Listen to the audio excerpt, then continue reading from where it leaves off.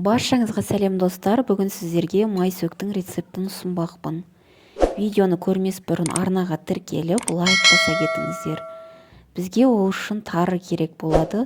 Тарыны жақсылап тұрып, суы ағарғанша, суы мөлдір болғанша тап-таза етіп жуып аламыз. Мен 3 рет жуып алдым, дәл осылай сүзгіштен өткізе отырып. Майсөк біздің ұлттық тағамдарымыздың бірі болып саналады. Батыс және оңтүстік өңірлерде өте көп дайындалады. Суы мөлдір түске енгенше осылай бірнеше рет жуып аламыз.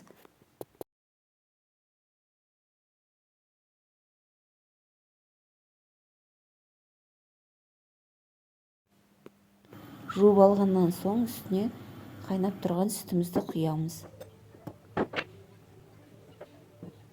Осылай қайнап тұрған сүтімізді құйып, жақсылап араластырып, бетін жауып 20-30 минутқа қалдырамыз.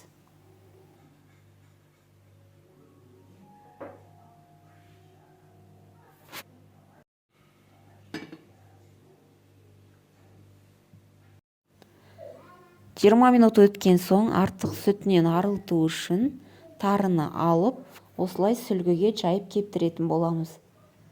Кептірумен де шамамен 40-50 минуттай уақыт алды. Әркімде әртүрлі болуы мүмкін, температураға байланысты.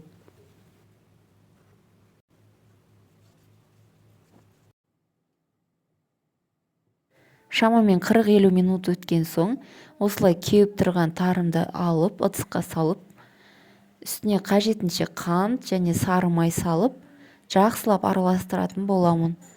Жақсылап араластырғаннан кейін дастарханға ұсына берсеңіздер болады. Мен арнайы форма беру үшін осылай жақсылап араластырып алғаннан кейін кесеге салып, дөңгелек формаға келтіріп, дастарханға ұсындым.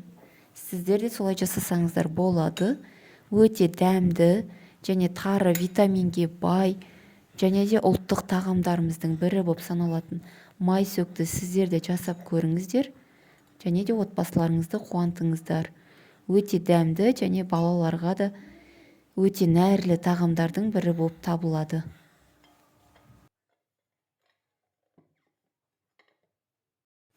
Видеоны соңына дейін көргендеріңіз үшін рахмет. Арнаға тіркеліп, егер пайдалы болып жатсам лайк баса кетіңіздер. Сіздермен болған Эльмира.